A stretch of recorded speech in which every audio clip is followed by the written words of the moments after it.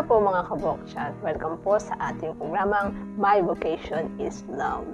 Isa po sa ating mga na-feature na madre ay alam ko pong nabalitaan nyo na at nakita nyo na po na pumanaw na po. Yun po ay si Sister Eflaida Katipon.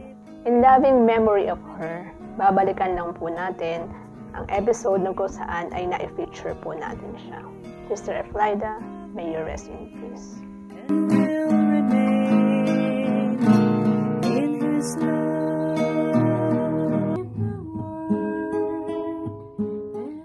Hello mga kabokchat! Welcome back sa ating panibagong episode ng programang My Vocation is Love. Ngayon po ay mapapanood nyo ang isa sa aming mga sorpresang inihanda. Kung makikita po ninyo, tayo po ngayon ay magkakaroon ng baking session. Kasama po natin ngayon ang isa sa aming mga ipinagmamalaking madre. Sister, magpakilala po kayo sa ating mga manonood. Hello mga kabokchat! Ako po ay si Sister Eflaida Katipon na tiga San Pablo City, Laguna. Ano nga po ang ating gagawin ngayon? Ngayon po, gagawa tayo ng macarons. Pero, hindi basta macarons, kundi with cheese flavor. Sister Eflaida, ano-ano nga po ang mga ingredients sa ating cheese macarons? Ang ating pong mga ingredients ay desiccated coconut, all-purpose flour, cheese, condensed milk, evaporated milk, eggs, salted butter, at saka may sugar po tayo, at saka baking powder. Okay, mga kabokchats, ito po yung lahat ng ating mga ingredients sa ating cheese macarons. Pwede po tayong gumamit ng ibang brand. Kaya lang po, ako pinili ko yung salted cheese at saka salted butter. Ngayon po ay sisimulan na natin ang paghahalo ng mga ingredients. Are you ready, sister? Yes, ready po. Sa isang recipe po natin, gagamit tayo ng 1 cup butter, bago 3/4 flour, 3 eggs, tapos 3 condensed milk, 1 evaporated milk, bago 5 cups na desiccated coconut, 3/4 teaspoon na baking powder, bago a pinch of salt, bago po lalagyan natin siya ng cheese. Okay, sister, ito pong ating recipe ay good for how many pieces of macarons? So, 100 pieces po ang isang recipe. Pero sister, napansin ko po na marami tayong mga nakahandang ingredients. Para po saan ito? Opo, kasi nag-compose po tayo para sa 1,000 pieces. Sister, magsisimula na po tayo ng ating baking session. Ilalagay po natin ang 1 cup salted butter.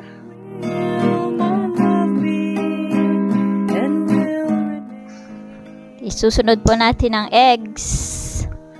3 pieces. 1 buong itlog, sister. Kasama ang egg yolk. Pwede din po nating isama pwedeng hindi isama ang egg yolk, pwede natin isama kasi nag-observe tayo ng poverty. Isama na natin lahat. Okay, walang sayang.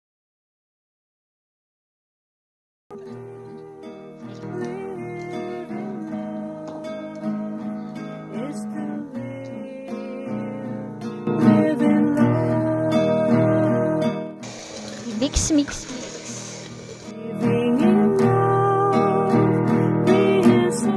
After ng baking powder, ano po sister? Desiccated coconut. Ilang cups nga po ang desiccated coconut?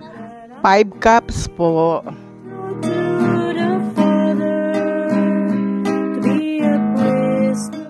Five cups desiccated coconut.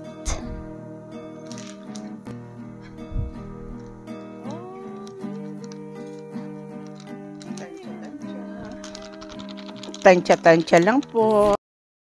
Pero siya po ay 3/4. Si sister po kasi ay magaling talaga siya mag-bake. Kaya po hindi niya na kailangan ng measuring cups, no? Pero siya po ay 5 cups desiccated coconut, 3/4 all-purpose flour, condensed milk. Okay, sister, Matanong ko lang po kayo, bakit po desiccated coconut ang ating ginamit? Hindi po ba pwedeng gamitin ang fresh coconut, yung bagong piga na niyog? Ang kailangan po natin ay dry na dry siya. Pero hindi pa po ako nakakagamit ng fresh na coconut kasi kailangan po ay ang desiccated coconut ay dry na dry.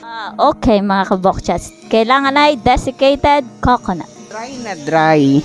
Dry na dry po siya. Yummy.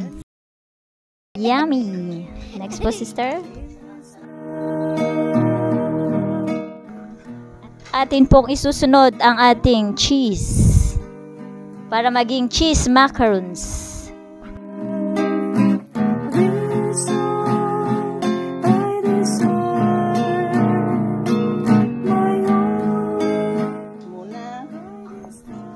Ire-rest muna natin para mag-mix well.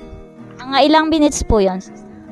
Siguro mga 10 minutes. Mga kabokchat, i-rest daw muna ang ating mixture for 10 minutes. Sana all nagre-rest.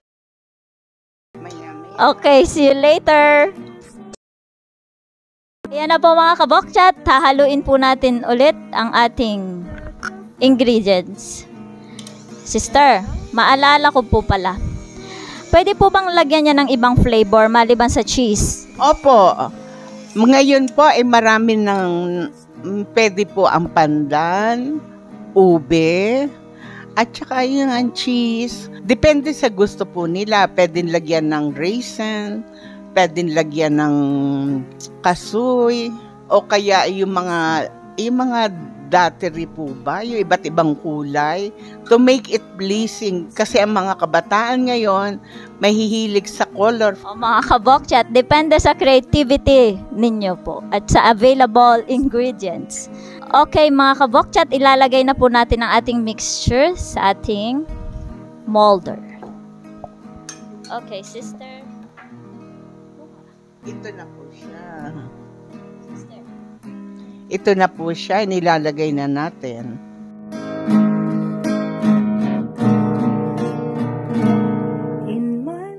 Maglalagay na po tayo mga kabokchat.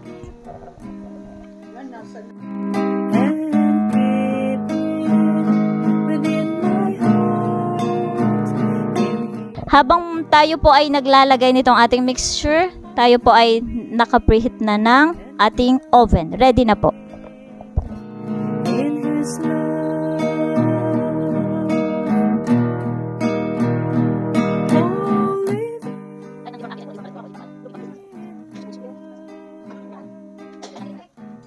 Ito po mga kabokchat, ilalagay na po natin sa ating preheat oven.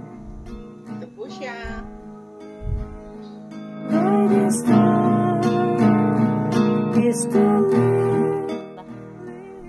Mga kabokchat, ilagay natin ang ating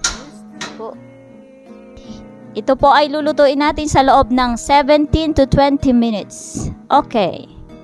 17 to 20 minutes mga kabokchat. Okay, ready.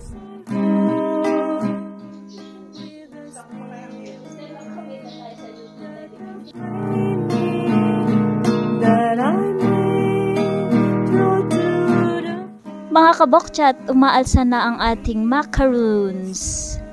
Cheese macaroons. Meron pa tayong ilang minuto.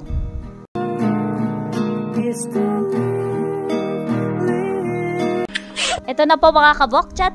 Luto na ang ating cheese macaroons. Teka, kukunin natin ha. Ito na po mga kabokchat. Ito po ang ating finished product mga kabokchat. Sister. Ito natin siyang tikman.